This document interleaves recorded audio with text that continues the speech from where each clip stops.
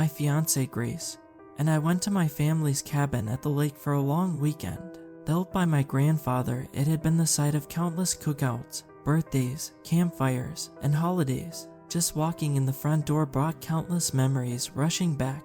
I'd lived in countless houses over the years, but the cabin had always truly felt like home, probably because it wasn't like numerous people had moved in and out of the area.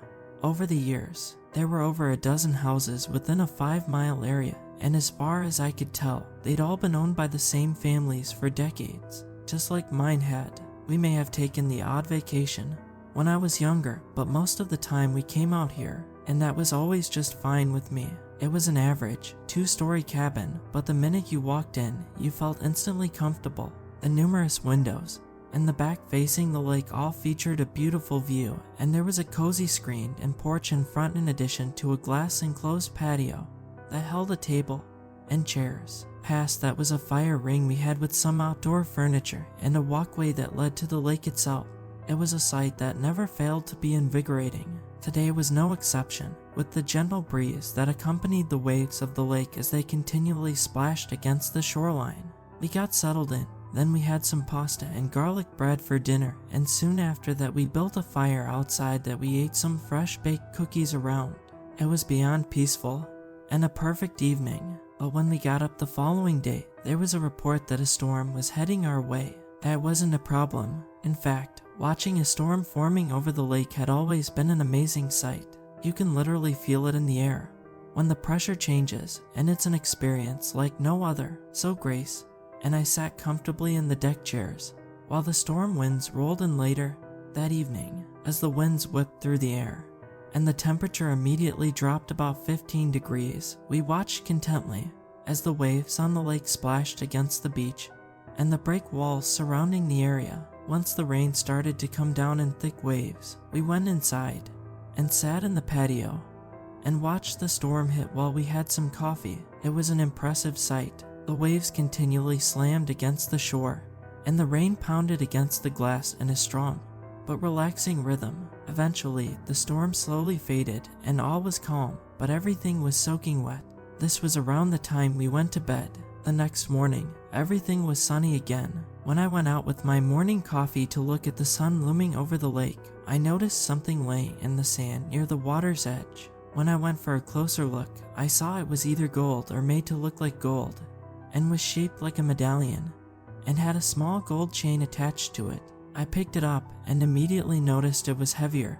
Then it looked, and it was inscribed with symbols on both sides that I didn't recognize. There had been no shortage of interesting things that had washed up on the beach in all the time I'd spent here. I had no doubt the storm had either stirred something up that had been stuck underwater, or it had fallen off some boat because of the intense winds. But there was something different about this, something unique. This wasn't some souvenir from one of the many shops that lined the route from here to the city, so I took it inside, put it on the patio table, and had cereal for breakfast. When Grace came downstairs, she saw me sitting at the patio table and smiled. Then she saw the medallion sitting nearby and glanced at it. "What's that?" "I don't know. It washed up on the beach from the storm." "Right." She tilted her head slightly. "Looks mysterious, like something out of an antiques collection or a museum." I thought the same thing. "I'll see what I can find out when we get back to the city." "Good idea." After that, we took a hike around the local park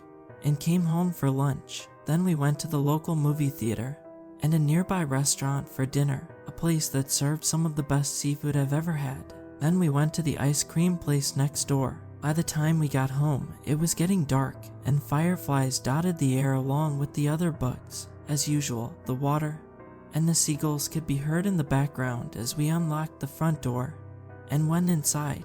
The two of us got comfortable on the couch, turned on the TV, and settled in for the evening. At some point about an hour later, I heard a noise. It was small, so small I wasn't sure I'd heard it at first. But then I heard another one, and my heart rate slowly picked up.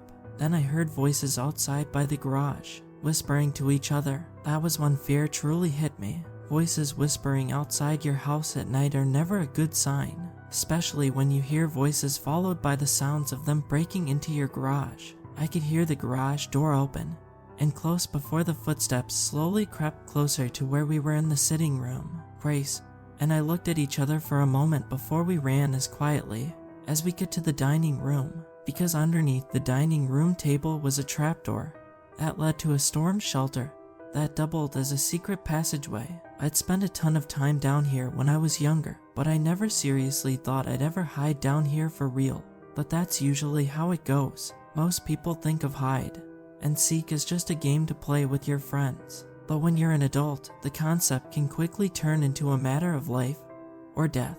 I crawled under the table, carefully pulled at the small rug that hid the trapdoor, and tugged it open. I helped Grace climb down into the storm shelter before I joined her. The rug that hid the trapdoor was positioned in a way so that it didn't move when the trapdoor was opened, so it always hid the entrance to the passage. I had just barely closed it all the way and moved further down into the passage when I heard the door to the garage open. The quiet creaking was somehow more frightening than if it had been kicked open. Then all was silent for a moment until the smallest sounds of movement followed. Everything seemed eerily quiet. You could hear them moving around upstairs, just a few feet above our heads. I frantically hoped that the hidden storm shelter stayed hidden, and we both tried to keep as quiet as possible. It was all so surreal, sitting there in the dark while strangers were above us, and looking for whatever they were here for almost felt like a dream. The whole situation seemed like it was unfolding around us, and we were simply there watching whatever was going on. How could this be happening? Why could this be happening? Were they looking for us specifically, or just for whatever valuables they could find? I got a knot in my throat as I thought of the possibility there could be no reason for this at all. All we could do was hide and not draw attention to ourselves. The space itself went a long way to give me something resembling hope and peace of mind. The space was deep, well insulated, and carefully hidden. We stood there amongst the storage boxes and cobwebs, trying to be quiet while frantically paying attention to what was going on around us. I listened to every little sound, trying to discern anything that may tell us something about what was going on. My heart was pounding so loud I thought I could hear it, but I forced myself to calm down to focus on what was going on.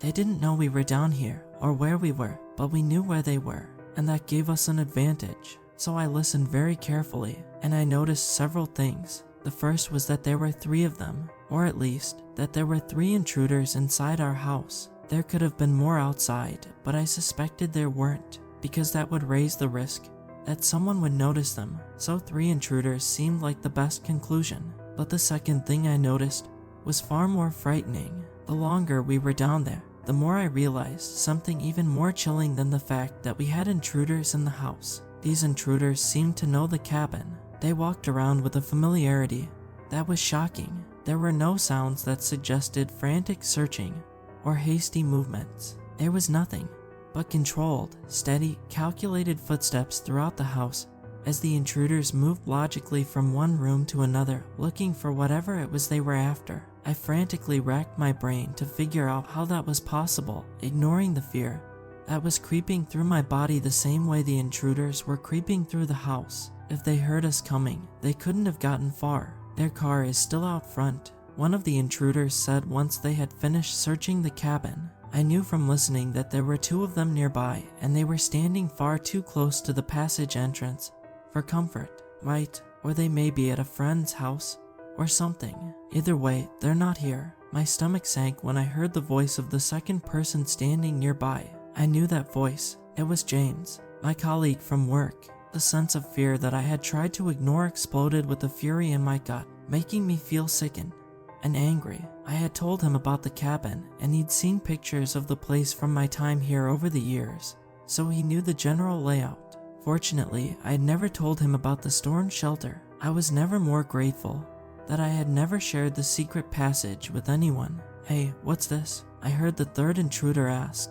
From what I could tell, both from the sound of his voice and where his footsteps went, he was in the patio. "I don't know," James said. "Looks like some old necklace. Looks valuable too." They had found the medallion that had washed up on the beach that morning. "Right," the other one said. "We should definitely take it. Worth money, no doubt." There was a pause, and I listened as intently as I'd ever listened in my life. Any sign of where they are?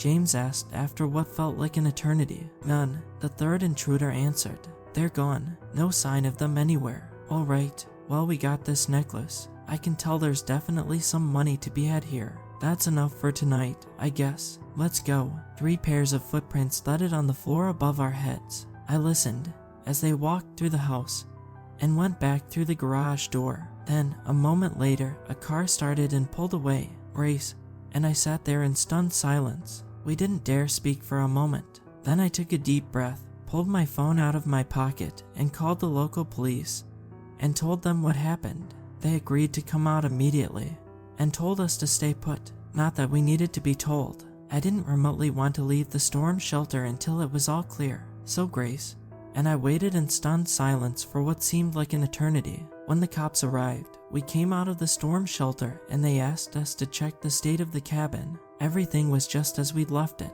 The cops asked if anything was taken, and I said no, and explained that the only thing they took was something that washed up on the lake shore that morning, so it wasn't like we'd suffered a loss. They nodded solemnly and went about doing their job.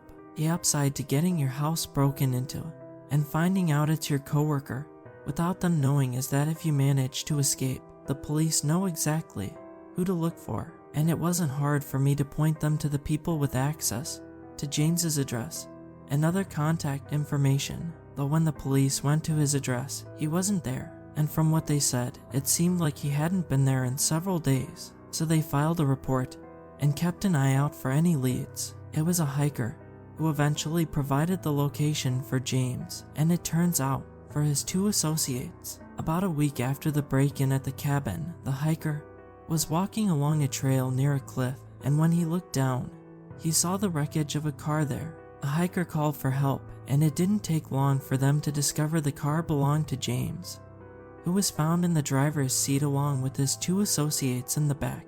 Doctors found nothing to suggest James had been intoxicated or anything, so the authorities concluded the most likely cause was that something had caused them to swerve off the road and go over the cliff, where they quickly succumbed to their injuries. Once they found James, they were able to piece together his final days, and in doing that, found out the full scale of his burglary operation. A storage unit with hundreds of thousands of dollars in stolen goods was found in his name near his house, and over time, all the contents that could be returned to their owners were. And there was one other thing they found in the wrecked car. The medallion that turned up on the beach that morning was found in the glove compartment, and the cops found out that James had been on his way to a meeting with an antiques expert to have it assessed.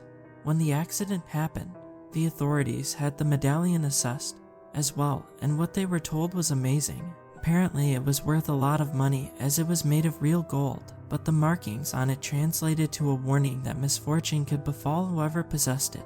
The authorities offered me the medallion back, claiming it had been technically taken from me, but I declined. Too much had happened, and besides, we had been lucky enough as it was. I was more than happy to let them do what they wanted with it. We eventually got an alarm system for the cabin, and things eventually returned to normal, but I can't help but wonder if stolen goods had been the only thing James was involved in.